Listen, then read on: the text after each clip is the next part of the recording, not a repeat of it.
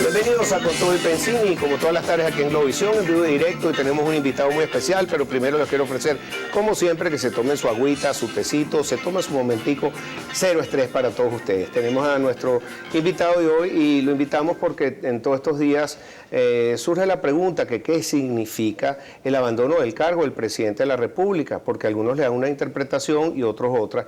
En estos días vimos que se hizo viral que el diputado Cipriano Heredia hizo unos comentarios que por WhatsApp, más que por las redes, una cosa de esas que impresionan cuando se hace algo por esa red tan viral, que explicaba punto por punto qué significa esto, tanto para los que son opositores, tanto como para los que son pro gobierno, los neutros, para que entendamos todo esto. Muy bienvenido al programa, @Cipriano Heredia. Muchas gracias, Pedro, encantado como siempre de estar aquí. Bien bonito el estudio, por cierto. Muchas gracias, no lo estás estrenando, yo pensé que ya habías venido. No. Lo que pasa es que a ti te roban, cuando yo me voy, siempre te roban ahí. Bueno, quiero recordarle a la gente que tenemos hashtag Con Todo y Pensini para que nos escriban. Chévere. Y estamos pendientes de las redes. Bueno, tenemos, Cipriano, todo este caso de qué significa el abandono del cargo, pero lo primero que queremos ver, qué significa el juicio político. ¿Existe tal juicio político? ¿Existe en la Constitución tal nombre? Porque eso es una de las primeras cosas que se están criticando, de que no existe tal cosa como existe, por ejemplo, en Brasil, que instituyeron a Dilma Rousseff, o el impeachment, que también ha producido salidas de poder en Estados Unidos y en otros países. Explícanos un poco. Correcto. Entonces esta figura. Muy bien, gracias, Pedro, antes que nada por la oportunidad, un saludo a todos los que nos están viendo.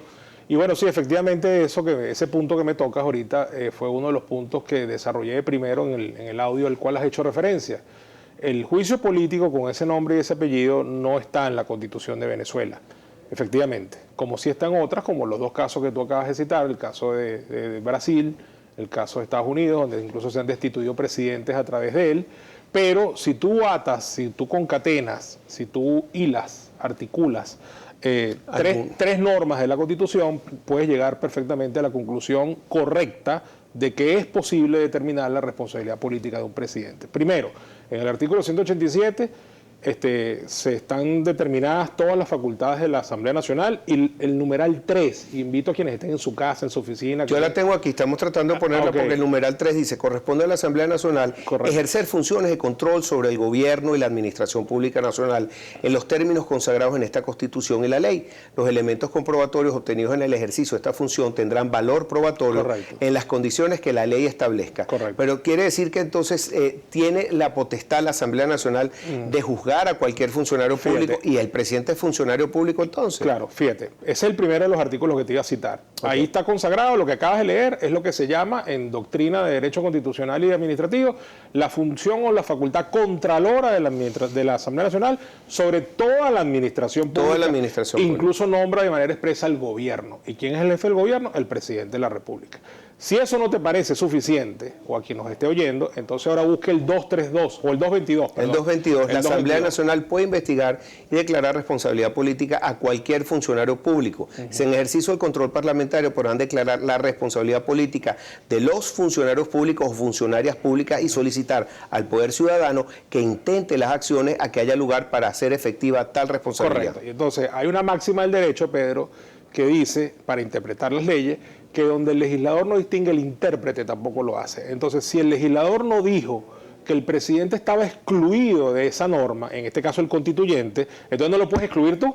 No puede ser Pedro Carreño quien decía que el presidente no puede ser... Que no es funcionario público. Que no es funcionario público y que no está sujeto a esa norma. Si el legislador hubiera querido decir todos los funcionarios públicos, con la excepción del presidente y su gabinete, o con la excepción del presidente y los gobernadores, lo hubiera dicho y no lo dijo. Entonces, el presidente de la República queda incluido dentro de esa norma. Y la tercera, que es importante leer, es el 232, donde se fija la responsabilidad del presidente por sus actos, y en este caso sus actos es por acción y por omisión. Es decir, que el presidente sería absolutamente responsable de todos los actos que totalmente.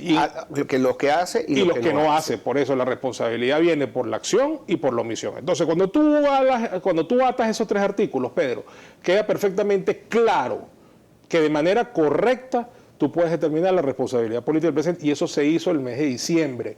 Y además se hizo cuidando los extremos de lo que los abogados llamamos el debido proceso. Al presidente se le citó a la Asamblea para que fuera a hacer su descargo para que fuera a decir sus alegatos, para que se defendiera, se le garantizó el derecho a la defensa y él no fue. Entonces, para mí es muy importante que este abandono del cargo haya sido precedido de ese debate de determinación de la responsabilidad política, tal y como ocurrió el mes de diciembre, y es muy importante que el abandono haya sido declarado ayer, 9 de enero, que es el último día de los 4 primeros años de gobierno, porque a partir de hoy estamos en el último bienio del sexenio que estamos. Sí, porque si nosotros hubiéramos tenido el derecho al voto y a votar un referendo revocatorio a favor o en contra, correcto, nosotros hubiéramos tenido como pueblo que ya se convocaba a elecciones después de haber hecho ese referendo 30 días después. Correcto. Antes del 10 de enero, correcto, iban elecciones generales, pero si es después del 10, entonces el vicepresidente toma la función del presidente. ¿Tiene algo que ver con esto? Por supuesto. Entonces, ¿qué es lo que pasa aquí ahora, Pedro? ¿Cuál es la importancia de lo que se hizo ayer? En primer lugar, para aclarar el temita del abandono del cargo, del cual me siento satisfecho de haber ayudado, haber hecho un pequeño aporte, haber puesto un grano de arena en la aclaratoria general del conocimiento público de lo que se trataba. Porque noté con angustia que había un gran desconocimiento por parte de la población en general de lo que se trataba de ese abandono del cargo, y además no solamente noté desconocimiento, sino que noté cierta carga aprensiva en contra del argumento. Gente que no lo ve bien, que lo ve como un truco, que lo ve como una cosa medio un conejo sacado de un sombrero, un truco de magia, ¿no? Y la verdad es que no es así, Pedro. Es una causal, una de las 6 causales que están clara y expresamente establecidas en el artículo 233 de la Constitución. Fíjate una cosa, que el presidente en sus últimas cadenas ha dicho todo el tiempo, es que yo estoy aquí, yo estoy sentado trabajando, yo no he abandonado el cargo. Ahí voy. Tú dices que esa es la visión coloquial, no necesariamente una persona tiene que estar sentado ejerciendo un cargo para no ejercerlo. Y de eso hay suficiente jurisprudencia y doctrina jurídica, y me explico. En derecho, la acepción de la palabra abandono no es exactamente igual a la que uno tiene en la mente de manera coloquial. Para ti, para mí, para cualquiera, si estamos hablando de una conversación, abandonar algo es haber estado allí y haberse ausentado físicamente. En derecho, el abandono tiene unas connotaciones distintas.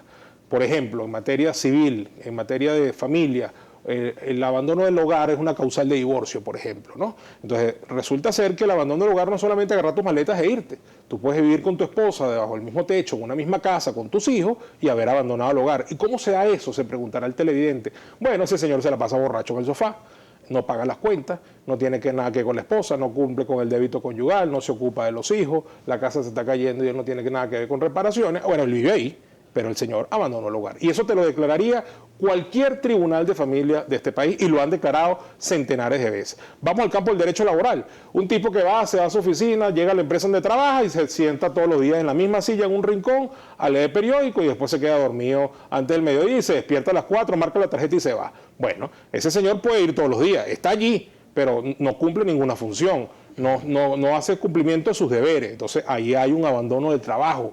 Después está en el Estatuto de la Función Pública justamente la caracterización de lo que es el abandono de un cargo, y dice que es la negligencia manifiesta. En nuestro criterio, después de haber evaluado toda la gestión de Maduro, aquí se trata de que claramente Maduro ha incurrido en una negligencia manifiesta, ha incumplido sus deberes, y esto no es hacer un checklist del artículo donde están las facultades de Maduro y pasar a ver si las cumplió o no las cumplió. Es un tema también de cómo está la situación del país. Estamos en un país donde tenemos la inflación más alta del mundo por 4º año consecutivo, Pedro. Estamos en un país donde tenemos la escasez de bienes y servicios más grande de nuestra historia. Estamos en un país donde la gente come de la basura. Estamos en un país donde la capital es la ciudad más violenta del mundo. Estamos en un país donde la tasa de homicidio por cada 100.000 habitantes es la segunda más grande del planeta. Estamos en un país donde no hay instituciones. Entonces, evidentemente, cuando tú pasas esa lista y dices, bueno, la verdad es que este señor no ha cumplido con sus funciones. Y la primera cosa que no cumple Maduro, y lo voy a decir de manera muy clara, es el juramento que hizo cuando tomó posesión.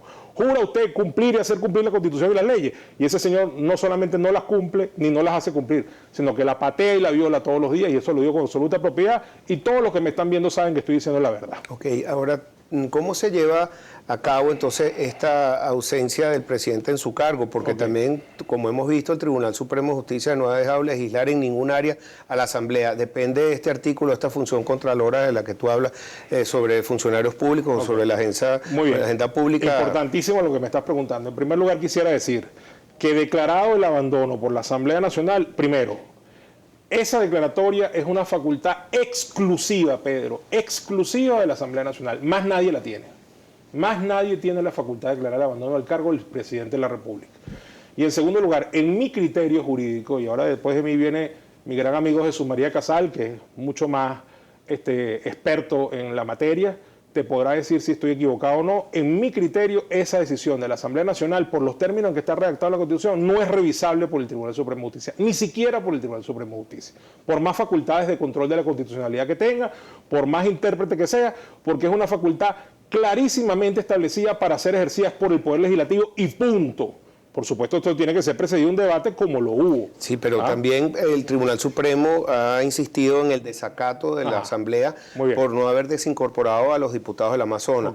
Ayer se votó nuevamente por desincorporarlos, que ya se había hecho en un acto anterior, pero ayer se votó. Pero entonces van a decir que esta nueva junta directiva que no es válida porque estaba en desacato, porque no. Entonces pueden entrar ahí en un yoyo infinito, en el cuento del gallo pelón. De hecho, ese fue el argumento de Pedro Carreño en su triste intervención de ayer, donde dijo, esto es una reunión operativa, nosotros aquí venimos a dejar saber una opinión, y bueno, él mismo se engalletó, como dijo Henry Ramos cuando se refirió a la intervención galimática de Pedro Carreño, ¿no? Vamos a ir a una pausa porque quiero que te pero es muy importante este punto. Sí, ya regresamos con Cipriano Heredia, Cipriano Heredia, eso es casi que un trabalengua, ¿verdad? Aquí en Contra y Pensini por Globovisión.